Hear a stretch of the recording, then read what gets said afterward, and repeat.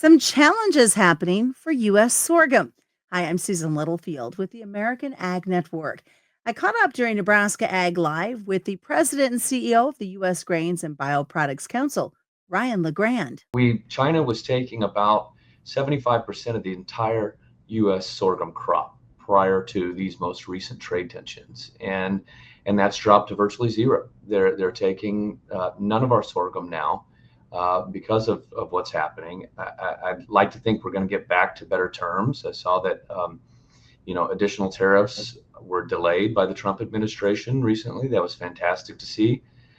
We hope to get back to trading sorghum with China, but in the meantime, we've got to find new markets. 75% of the crop, 95% of all exports of sorghum went to China.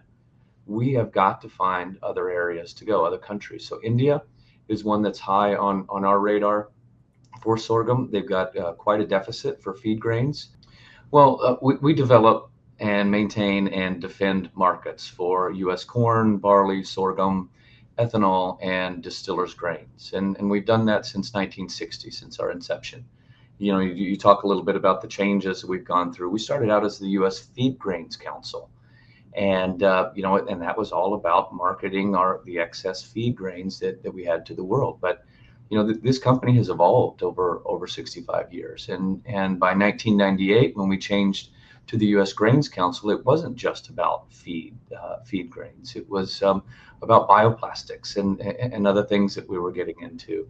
And at that point, we didn't know that we were about to hit an ethanol boom like we saw in the early 2000s and start promoting distillers grains and now ethanol. And that was the big reason for the change to the U.S. BioProducts Council. I'm Susan Littlefield.